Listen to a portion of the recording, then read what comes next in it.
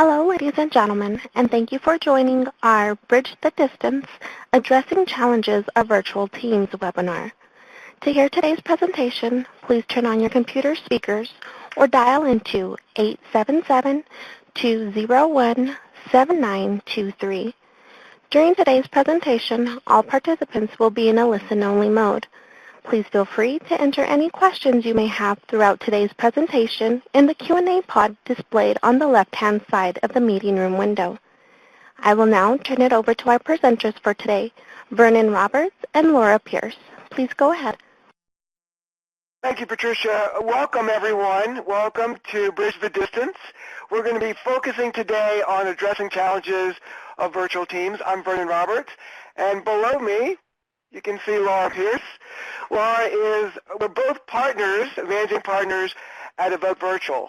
And first of all, I always love on virtual calls, do me a favor. At the very top of your screen, you'll see a little person with their hand raised, and to the right of that is a down arrow. If you can hear me clearly, go ahead and give me a hand raise. Give me a hand raise. Vernon, you're getting lots of hand raises. Good. I'm so glad everyone can hear Vernon. Hope you can all hear me in the same way. Thank you so much. Excellent. Well, again, welcome everyone. And today is going to be a conversation on best practices. Laura and I are going to talk about them, and you're going to be in the room as well. Envision this as a conference room, and we're all shoulder to shoulder in the conference room. And I'm going to say good morning, good afternoon, good evening to all of you, because we have folks in Brussels and the Netherlands and in California and in Florida. Just peruse the insights list, and if you haven't typed your name, not even your name, I'm sorry, your location in there, go ahead and do that. I see we have Valerie in New York City. We have Bridget in, looks like Portland. We have Barbara in Chicago. We have Katie in London. So welcome, everyone. Again, envision us all sitting in the same conference room.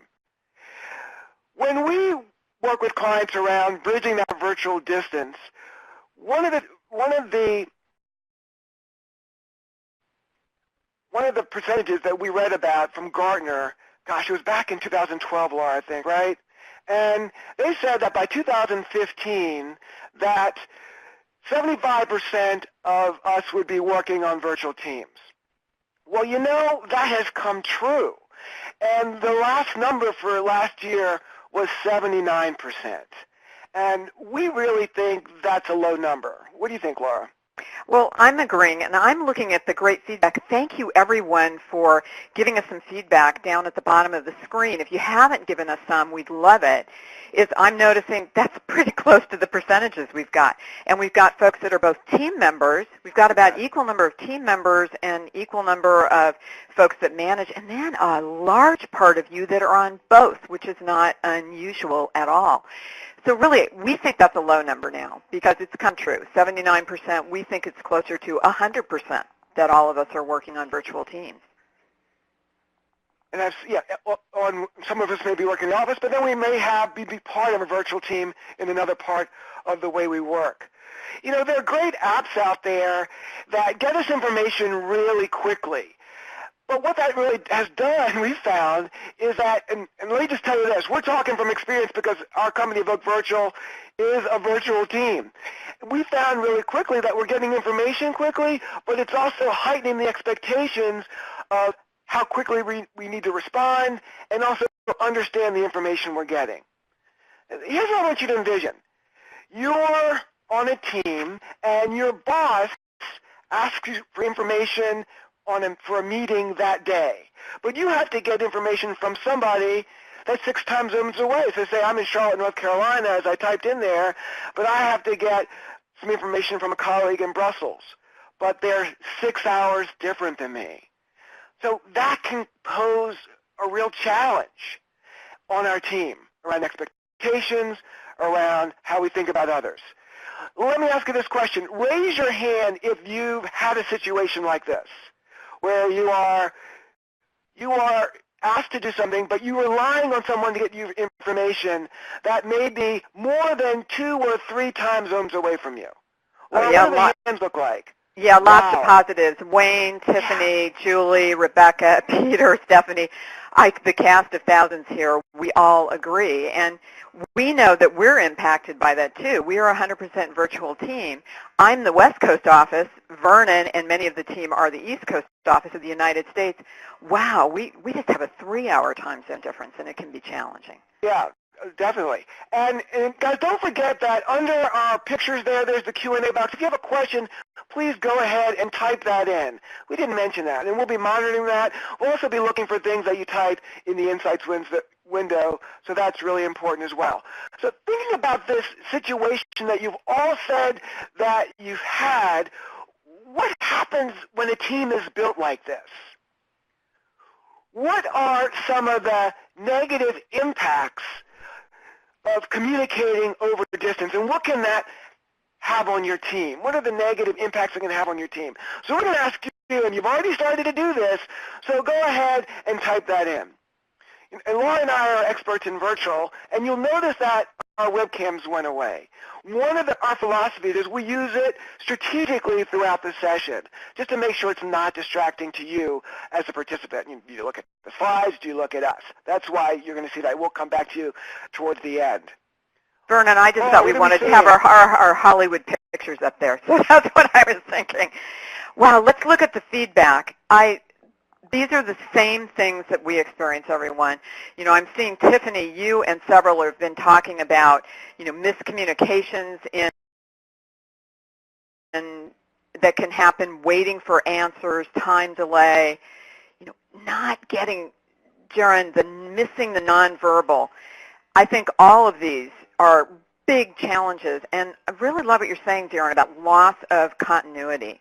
This is really the reality, and if we're not able... Tiffany said getting up early. Getting up early. By the way, I represent that, Tiffany. Sometimes it can feel like for me that I'm getting my first morning cup of coffee, and the rest of the team has been running, the marathon way before me. And if you think about the outcomes of this, everybody, I think this is going to make a lot of sense because it can lead to, as we were saying, loss of continuity, misunderstand the context in email, Shauna, and these miscommunications, they happens every day, and we know that. And it has some impacts on how our business runs. We get delays. Also, we have expectations of each other. Wow, if we lose faith, the real impact, it's huge on business. It's all about having that reduced productivity. And we know from research that there's a lot of reasons why we start to feel like we don't have cohesion in the team. And the things that we found that probably all of you on a team, and maybe some of you with your teams that you're managing feel, is that you can really lose the context. You can feel isolated and lose that context in there. It's Laura, really I saw that written in some of the things, isolation, lack of trust. I saw some of those in there that they've written. I did too, and I thought it was such a great connection. Do you really know your team? Does your boss know you? Wow, you're not face to face. And I think that's what you were talking about, Vernon. If we don't trust each other, how are we going to take some risks? And I'd love this. Give us some feedback, everyone.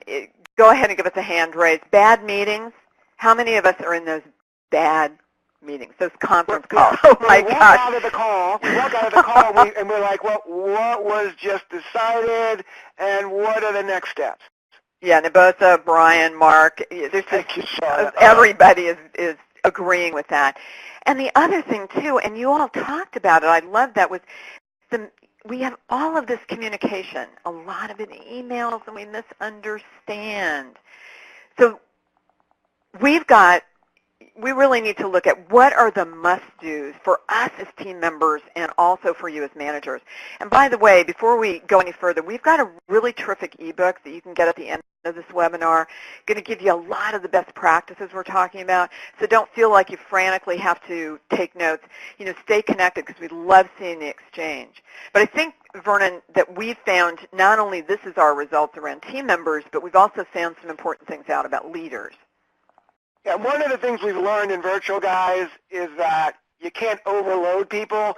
We only have 30 to 40 minutes together today, and what's the big mistake leaders make? They try to jam everything in. So given this is what we have, we've selected 3 critical things that you must do, and they're right here. How do you communicate a vision throughout the organization? I find that as a key question. How do you do that? I'm going to circle that there. How do you feel good about your leaders so you can trust them even though you don't see them every day? And finally, how do you collaborate as a team and be really efficient? Those are the things that I think are critical. And again, in our ebook, we'll have many more of those when you download that at the end. The question is, what does it take to drive a vision throughout the team? What does it take?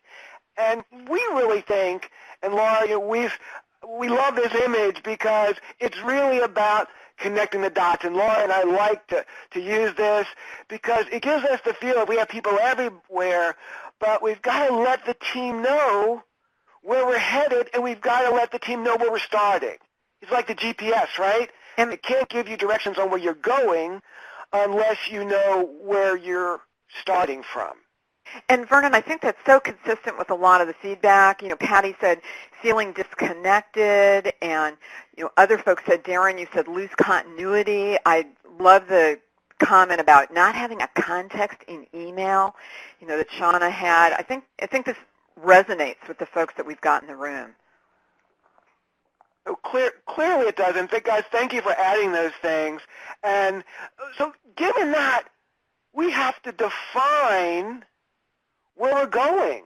We have to tell people, and I love this. I work with teams. I go to conferences with virtual teams that are meeting in person, and I talk with them, and here are the 5 things we talk about. Why is this important? And let me pull the curtain back a little bit. When we run virtual meetings, it's important, guys, to use your tools, like the highlighter. It really helps people focus on what you're talking about. We have to tell them the where and the why, guys, right? So why is this important to the business from overall? What's the outcome look like? What does that successful outcome look like? How will I know when we're successful? What, as an individual here, what am I accountable for? What's the goal? What might be any setbacks or roadblocks could be in our way? And then what other teams in the organization are invested in what we're doing? Really, who's watching us? So let's get your feedback, and you guys are great. You are doing it already. At the very bottom of our screen, we have the 2 polls. The one on the left, if you're a leader, how many of you think that your people know the answers to these questions? And click off as many as you think they know. And if you're the member of a team, click off the ones that you do know as a member. And if you're both, obviously, feel free to do both of those. I'm going to be quiet just for a second and let you do that. Well, that was your second, everyone. I'm really struck by these results, Vernon, because I'm seeing an interesting thing. I think as a manager and a leader, I'm seeing that a lot of you are checking on this with your folks, but you have some doubts in that, and it might be doubts about yourself and your ability to communicate it. The good news is that I'm looking on the other side as a virtual team member, that there is a lot of understanding certainly of where the project fits in the business. I think that there's some areas, about who else is invested in outcomes, the roadblocks, that we could work on. So it's very interesting and not inconsistent with what we see with a lot of teams. These are the questions that I ask managers and teams in those face-to-face seminars that I go to, and I get some of the similar results. I love that on the right-hand side we have, 92% of people say they know why it's important to the business. That's good. On the left-hand side, leaders aren't so sure. And it's about driving the message. Go ahead, Laura. Yeah, and Vernon, I wanted to note something. Kathy mentioned, the first question she'd like to answer to yes to all the possible questions, which was a great read, Kathy, on that. That's good news because that means you're feeling really comfortable with your team. And Mark, you had said volunteer teams versus company virtual teams. I think this applies all the way across the board. Anytime you've got people that are trying to work towards a common goal, but they're not in person, that's really a virtual team. So thank you for putting those in. That was great. And Randy, thank you for the feedback that you're not seeing the kind of results that you want in that. We appreciate that feedback, and we'll see if we can correct that and get better data from you. Thank you.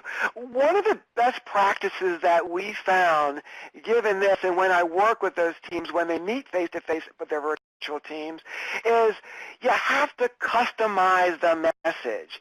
And Laura, we even feel this on our small team. But sometimes we see when the leader up top, and guys, just focus on this for a second, when the top leader gives out the message, if that same message is repeated to the people on the ground level, they may not get it. It may be overload. Everybody says, oh, you can't communicate enough. You can't communicate enough. And I think that's true, but I want to say you have to communicate the right message. It has to be customized. That message gets filtered down through all the layers of management. So as a leader of a virtual team, say this is you that I'm circling, you have to take the leader, listen to your leaders, and then think about the directs that report to you, and first of all, understanding the business, then understanding what your numbers are, and then understanding the people, then what message are you going to craft to them. And then they take the same thing, and they do it with their people at the bottom rung. So the message is going to be customized at every single level, and that's what we find is a weakness in many companies that we see. Give me a hand raise if you feel like the messages are customized at every level in your organization. Give me a hand raise. And give me an X if you don't think that they are. I'm seeing a lot of folks that are feeling very confident, and then I'm also seeing a lot of folks that say, gosh, not so much, not so much. So we've got really a mix here, and I think that's that awareness that you need to, make sure, just like Molly said, what do individuals need to know and focus in? You got to meet them where they're at, Patty. Absolutely. Oh, Patricia, I love it. It's the telephone game. And we don't want the telephone game. It is the telephone game at every level. But you don't want to give that top message to the bottom rank because it may not resonate. But you have to add the color by knowing your team. And if you can't do that, that really hampers your trust. You got to build trust, and you have to let the people feel like you know them and that they want to follow you. And sometimes, as Laura, sometimes, right, it's not easy. And even on our small virtual team across the country, it's not easy. And if you don't have a connection, the trust, you're not bought in, large team or small. I think that's so true. And let's face it, it's not one size fits all. And Vernon and I debate on who's the cockatoo on the back of the big dog. And we're not sure there are any snakes on the team. We're hopeful that there aren't any. But snakes can be our friends, too. The key thing is, wouldn't it be great if I know we who were the cockatoo is on our team. I know. You may do that. I love this little cockatoo over here. But then there's a little small parrot over here. I think it would be wonderful if we were homogeneous. We're not in our small team. And so we can't just take a one-size-fits-all based on functional area, geography, or culture. And you have to think about what are the things that individual team members are motivated by. What are the things that are fears? One of the things we noted in previously is, what are the obstacles? And many of you said, I'm not sure what they are. And I think the hard thing to do is the last one, is to listen, then talk. We get on our virtual calls, and we do this on our own meeting. We have to stop and make sure that we're listening, or else we get miscommunication, that telephone game that Patricia was talking about. Yeah, so I think it is the telephone game, and I would also add that how do you get to know these people? This is great. We say get to know your team. What we did as a virtual team was we went to an offsite, and we did strength builders as a team. And we felt like that was immensely valuable to us. And Laura, I know you had some eyes. I know I did. Absolutely. You start to realize that the assumptions that we make when we're not in person, when we're just sort of thinking by ourselves, sometimes aren't true. And one of the things that I think you've been doing, and I'm kind of previewing ahead, Vernon, is, there can be misunderstandings when we don't have face-to-face.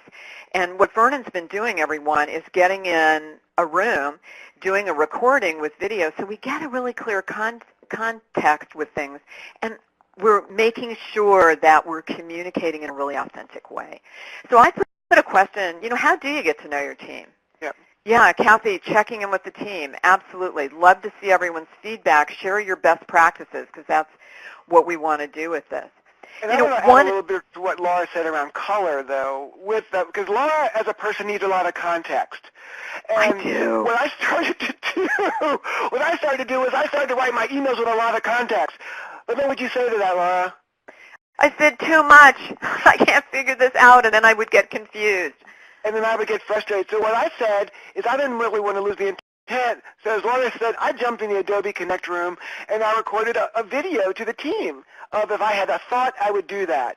And that way I didn't lose the context. They saw me. They saw the words coming out of my mouth, and it wasn't lost in there. And Laura, how'd you feel that went? I think that helps a lot, and it also gives me a clearer perspective on where Vernon's coming from. And I've started to do that too, though I'm not as adept at it as Vernon is on that. Team, I also want to recognize one thing. We said this fast-paced environment, and Arnulfo wrote a great comment in that said, it's really important to recognize and check in with the agents. They have all these remote agents in their organization. And I think sometimes we forget to celebrate and to really look at those, acknowledge the successes, appreciate individuals as well as teams. Got a couple of questions for you down here. Oh, good. I'm seeing some great answers. Let us know, do you celebrate as a team? And then what do you do when you celebrate? I know we've had some virtual lunchtime breaks. Some of our folks have gotten together. We certainly celebrated, successes last year together. And matter of fact, Vernon did a super broadcast recording that helped us know what was going on for everybody in terms of our capabilities. I love it, Catherine, virtual happy hour. I still am trying to get that virtual picture of that martini to really taste right. I haven't gotten it right. It's just like virtual breakfast with those virtual donuts. One thing I want to note is there was a fantastic, if you haven't seen it, webinar that MeetingOne had on a virtual holiday party. And if you go back, there were just some terrific things in that. So I think I love it, having a group collage, having chat rooms, immediate praise. I'm seeing some great feedback and best practices in here. And we've had people break out and come back when you do something and come back. And they can even do a skit, right? Just like you might do at a get-together. But they could come back, do it in a virtual room, and then come back and do a skit in the room. And I love what Carla, and I've seen Kevin saying the same thing, themed parties, silly giveaways, having a pack that goes to every location so that everyone could be, wearing the silly hats and having the confetti. Or thinking about your global team, what are some wonderful ways to share in the celebrations globally? Right now, Happy New Year to all of our friends and colleagues in China and elsewhere that are celebrating that in the world. It's just a great way to celebrate, as you said, because of the small victories and also just acknowledging people. I really liked what Arnulfo said about just acknowledging and recognizing people's contribution in that. When I was doing the offsite, I think that's so important, Laura, and I'll add to that, when I was doing the offsite a few weeks ago, we downplay when we bump into somebody in the coffee room and we say, hey, great job, Mary Lou, great job, Lisa, great job, Margaret, and how we lose that on a virtual team, and how this little celebration can really help that. So we're saying you can celebrate. It doesn't have to be the big meeting celebration. It could be a small one. It could be an acknowledgement in a meeting. And for those of you who don't lead a team but work on a virtual team, why you can bring up something in a meeting and say, hey, I want to acknowledge Mike and Catherine because they did great jobs. So just think about that when we think about celebrating. I love it. And I'm going to Kathy's meetings. They have a quarterly wine meeting. That sounds good. That's what I want. Now, all of these great ideas, best practices and that, and we know that, we do everything to connect with our teams, and that's the key thing. And so, Vernon, I know that what you mentioned is, how do we really build that cohesion and collaborate? How do we do that? And guys, I'm going to step back for a minute because I know that they replaced that poll, and you guys were trying to fill it out properly. So on the poll as leaders on the left, if you want to go ahead and click on that poll of how many of you think your people know this, because now it's you can click as many as you have, and they were correct in that. And I know we changed it while you were doing that. So I'm going to give you a few seconds to do that. And we were talking here about collaboration and how we can do all this work. And we can add to it and wrap around that trust by collaborating. And something as simple as how we communicate can really build this whole feeling of team when we go to our team. And the challenge that we're thinking about here, the challenge is that sometimes in all the tools we have, and you guys would probably relate to this, I have kids, and we have all these electronic tools, but do we communicate more or do we communicate less? Well, just think about that. How is the quality of your communication? Is it more or less? And sometimes, like Laura was saying with my emails, I was losing the intent in those emails. So the question really is, how do we deal with the challenge of how to communicate? With so many choices, we're overwhelmed, like I said, with emails and texts. And how do people know when it's something important and when it's not? And guys, thank you for that email. Thank you for filling out that survey at the bottom. And I'm just going to take a quick moment to acknowledge that. Please do. Just acknowledge, great job, and now I can understand it. Looks pretty even in terms of perspective between folks that manage a team and others. A few gaps as we get down into some of the areas, but well done. Over 80% of you feel like you know how things are connected, and you feel like your team also knows how you're connected. So I think that really lends itself to what we're talking about, is you've got to make virtual communication work, both from a vision standpoint, but also from what Vernon's talking about, making it really develop the team. And guys, when there are problems, the first thing is, it's all about, with Yammer and Slack and all those things, I see you guys typing in there. Thank you. I see Slack. I see Adobe Connect. I see phone, email. With all those things, guys, it's not about all of those, but it's about a mix. It's about a mix of those.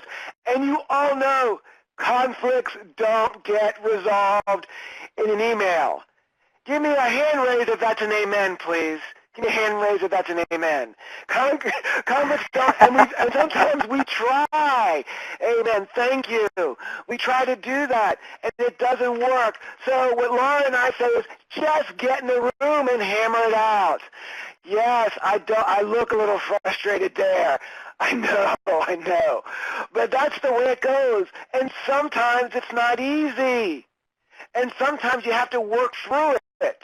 But at least it's authentic. And Laura and I will get in a room, and we'll just talk about it. And when we're working on a project, we'll leave the cameras on and open, just like we're at desks next to each other. And I may be typing away for 15 minutes saying, Laura, what do you think about this? And I'll just say it to her, and she'll say, oh, yeah, well, let's look at that, and we'll stop for a second. But it feels like we're together, so we find ways to connect. And I love your comments down there, face-to-face. Once in a while, Mark, thank you very much. Patricia says, thank you, Patricia. Pick up the phone or jump in a room. Those are the most important things. And there were some suggestions in here, Vernon, too, about, I love the suggestions about if you've got a team meeting going and it's a long one, having some breakout rooms where people can go to, walk down the hall, get some ideas, and then come back and share their consolidated views. We do that a lot, and I think that can be really a helpful tool in your big team meetings and get a lot more collaboration. And I just want to reiterate, having virtual lunch, we leave open our cameras, we leave open the room, and I'll step out and get some lunch, bring it back in. Vernon will be doing some things. We'll have our other team members in. People can walk in and out. It's almost like having that coffee room, that central area where people know they can knock on the door and come in and get connected and see you. And I love all of the tools. Pick up the phone, make sure you get face-to-face. And I think that even though we're demonstrating not always having to use the webcam, getting in person using your webcam in a great meeting room is a big step forward to making that connection. And I think that's because don't try to solve a 3D problem with a two-dimensional tool. Get 3 dimensions around that tool. And from that perspective, it's really important that we get some agreements as a team. Set some global guidelines, as this says. And some of the things that Laura and I do on our team and that I talk with clients about is, how about a 911 protocol? If there's something that needs to be looked at quickly, we type 911 in the text or chat. So, gosh, don't cry wolf, or don't say something if that's important if it's not really important. So having a 911 protocol.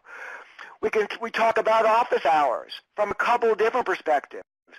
Office hours so Karsten's on the call. Karsten's in Munich, and so say I'm in Charlotte, we're on the same team. It's 2 o'clock in the afternoon for me. I'm going to text Karsten, but don't expect Karsten to answer it until maybe 17 hours after I text it. So just be aware that in my country, my hours are going to be 8 a.m. to 5 p.m. And don't expect, if you send me a text at 10 p.m. my time, that you're going to get an answer before 8 or 9 or 10 a.m. my time. And Really, Vernon, I'm going to add to that a little bit, because I'm noticing there's really good exchange between Richard and John and Catherine about exactly what you're talking about, is that they're not going to, Richard, you're saying you're not going to read lengthy emails, so you use IM to follow up. And I think that that's exactly the kind of protocol that you want to have, so you know how people will communicate. And I'm going to take it one step further. We were talking about the team building that we did and understanding each other's strengths. Some of us are more comfortable with getting a quick hit in IM and will respond faster that way. Others want an email. Others want a phone call. And knowing your team and how they can communicate best, I think, is important. So I think it's super, the discussion that's going on here and all the best practices on this, because to be an effective virtual leader, but also to be a good team member, it's really that finely tuned mix of your communication style and what you're communicating and how you do that. And I think, Vernon, we've seen that a lot in our team. Yeah, and one of the things we say, and I think Laura and I, we say to our clients all the time, is that we bring the social back to virtual communication. It's so social, and we forget all those things. So the things we've been talking about today are ways you can simulate that in the virtual environment. You can't leave the social out. You see, I typed in there, I can't read more than 4 lines. I was just going back to one of the earlier comments. And we preface things, so when people on my team send me a detailed email, in the headline it says, Vernon, you're going to have to focus on this one, or it's going to blow your mind, right? So I know that they're saying, hey, this has more detail than you want, but you need to read it. Yeah, well, and Vernon, we've got sorry about that, Vernon. We've got a question here that I think is germane to this, and I wanted to ask. Shauna had asked, was it awkward to start with the virtual lunch? And I will say, not really. It really happened spontaneously in our team. But 2 of our other team members, they scheduled a meeting time. They said, boy, on Wednesday, let's get together for lunch, coordinated the time zones, because they're actually in 2 different time zones, and got together.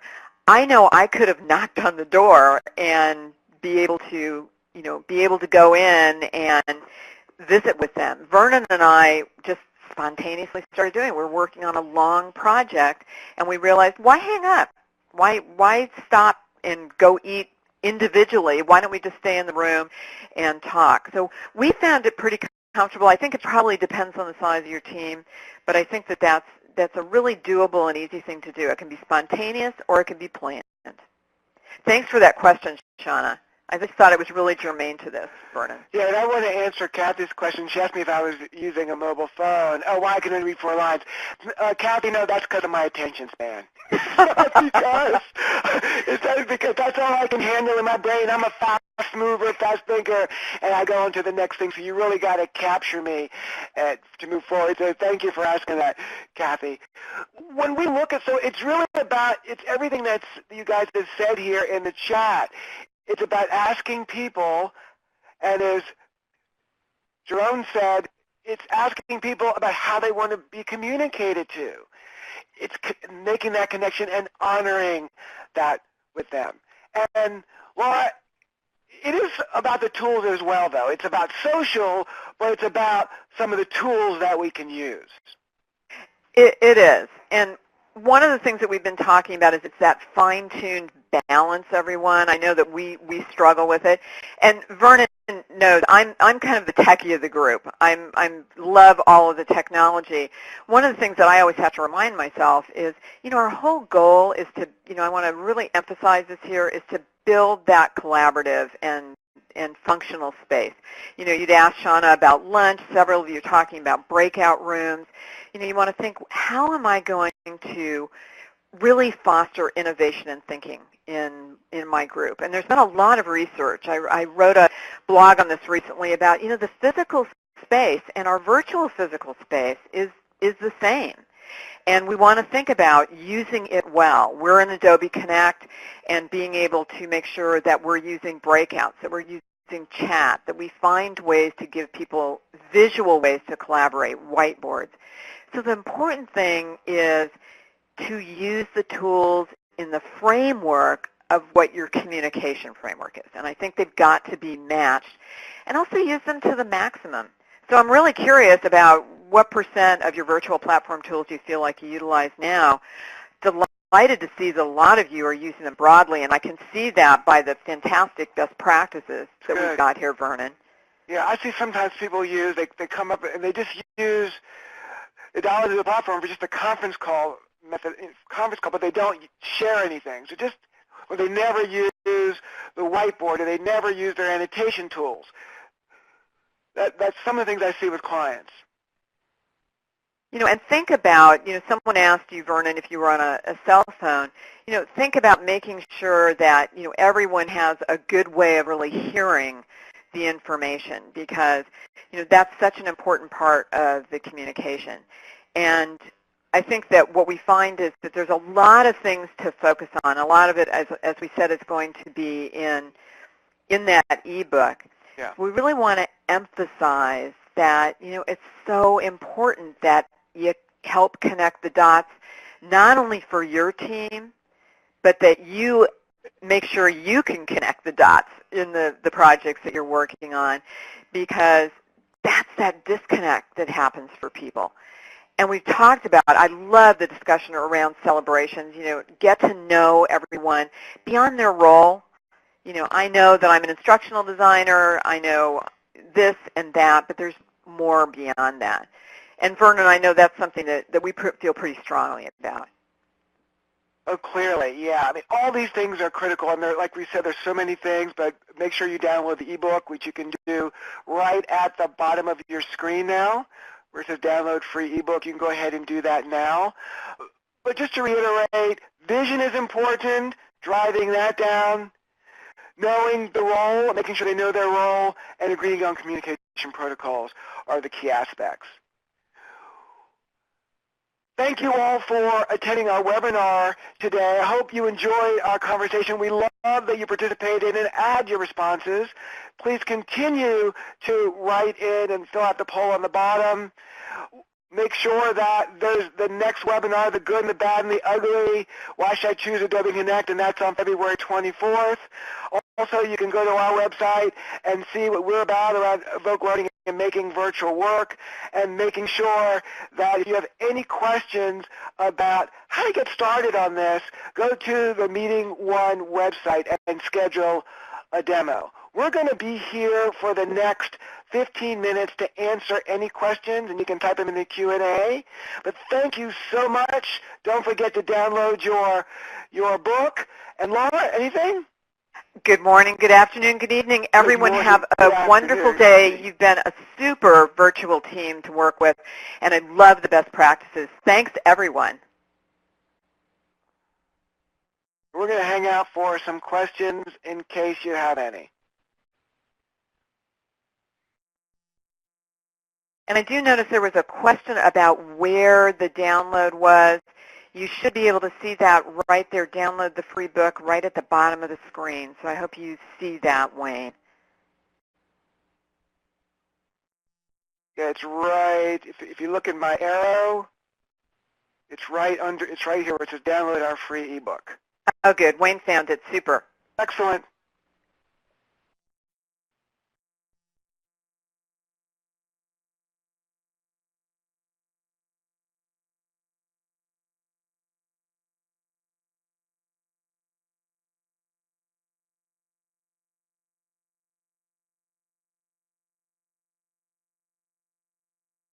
Laura, did you see the question on virtual scheduling, making it a priority? I do, from Winnell, and I don't know, is Winnell still with us? You know, when I think there's a lot of elements to virtual scheduling. And Winnell, if you're still on the line, give me a little more detail, because I know you're heavily involved in both training, and I know that you may also be thinking about teams. So when you're thinking about scheduling, give me a little more detail on that. Oh, good, Winnell. I'm glad you're here. It's nice to see you.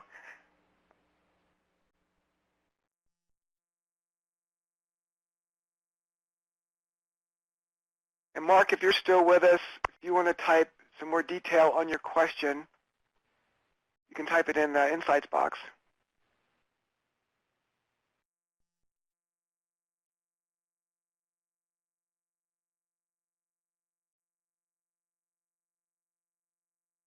And I see Shauna's got another question too. So Winnell, while we're getting a little more detail on you, Shauna, you asked for, do you have any tips for reading nonverbal virtually? And obviously webcams is one way to help you with that, but oftentimes we don't because we're on a conference call. And some of the things that we think are really important is to envision and treat that conference call or that virtual meeting, even without a webcam, as if you're all in the room. Vernon mentioned that at the beginning of the day. We believe strongly that you've got to reach out to people and make sure that you're checking in with them, use their names. You're going to be tracking their participation. I will tell you, it's a lot more exhausting, and it takes a lot of concentrated effort at first to do it, but it pays off in getting people to collaborate. You're going to have to say, gosh, Laura, is this going the direction that you anticipated? Might be a question you might ask to try to find out. Are they rolling their eyes or are they unhappy? So it's almost virtual. Have they fallen off the line? Are they no longer visible in the meeting? So you have to use what I call sort of almost your extrasensory perception on that. But there's a lot of tips on that. Thank you for that question. Yeah, and I just want to Richard had asked a question about that we didn't talk about. It's so important to hire people that are good in the virtual environment and can work well in virtual. There's that. Richard, I would agree, if you're still on, that is important, is that we make sure that in the hiring process we implement and ask questions around things that are critical to being able to work virtually. Right. And you'll see that in our ebook. You will. And Winnell, I thought that was the direction you were going. And the sad truth is that for some reason it's even worse in virtual. We think that we can have a meeting at 8 a.m. in the morning, that we can have a meeting at 8:30 a.m., that we can have a meeting at 9, and the meeting goes to full time and everything starts late and it's very hard to schedule. And so I think there's unfortunately some behavior things that need to happen. And virtually is hard, particularly if you don't have a view on everyone's calendar. And I do think that is hard because you send out a meeting request and you get a lot of declines on that. If it's a regular team meeting, I think that's part of that communication agreement that we were talking about. If it's a regular team meeting, you know when people need to be available. And it is just being really dogged about making sure that you get those connections and that you give people enough time to get to your meeting and that we end them on time. So it's not a simple answer, hard question, Winnell, and I think there's a lot of folks that probably agree with you on that. Shauna asked a question about what makes a good virtual employee. And I would say one, and Laura, you please chime in here, I'd say one that communicates well with all different tools and asks a lot of questions when they don't understand and is able to collaborate, is open to collaborating with others, doesn't hold on to information. Absolutely, and I want to add one other thing, is proactive, if you can get that. It's reaching out. So if you're in the U.S. and your team member is in Indonesia, that you're going to get connected, that they're not going to wait just for those team meetings, that there's a level of proactivity within that is something that we have found is an important element. Great questions. I'm taking a look at some of these here. And Catherine, I like your thought about vocal nonverbals. Yeah, you listen for hesitation in their voice, et cetera. Super. And making sure things are clear with them.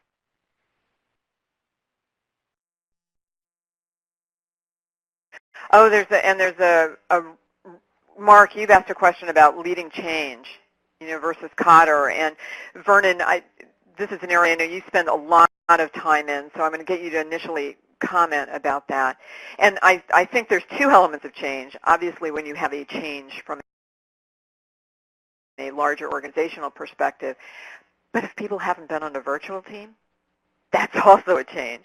Vernon, things to Yeah, we teach a class. I teach a class on leading change with one of our clients, and we really talk about communicating regularly in the proper way and really anticipating things that are going to happen. So don't just say, we're going to talk about what's going to happen today, but hey, in this project, what can we anticipate that's going to happen 3 months from now? What's the commitment level? What does commitment really look like from you as a team member today, tomorrow, and 3 months from now?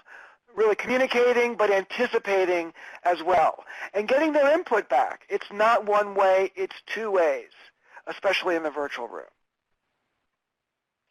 I definitely want to add to that, Vernon, because we didn't mention this before, but I think it goes right into around leading change, is that's where having those communication agreements are so important, because you want to make sure that people know how to do that communication and can stay connected. Because we know that when a team goes through change, when there's either upheaval in the organization or just even a change in project, that there can be some discomfort. There can be some discomfort with knowing what the direction is. So on the leader, it means more communication, and it also means making sure everyone knows how to communicate. Yeah, and Richard, absolutely. Self-directed, a good person on the team, fits the culture and company core values. That's probably the one I know Vernon and I feel really a crucial element of that. So let's see, other questions in here. Thank you all for your questions. This has been super.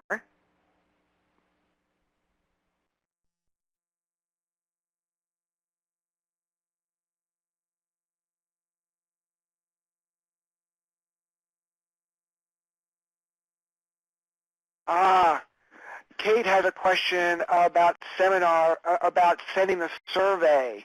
And Brittany, did you answer that question? I think you did. Yeah, I think you did, yes. Excellent. Yeah, that's always a good thing to send out that survey afterwards.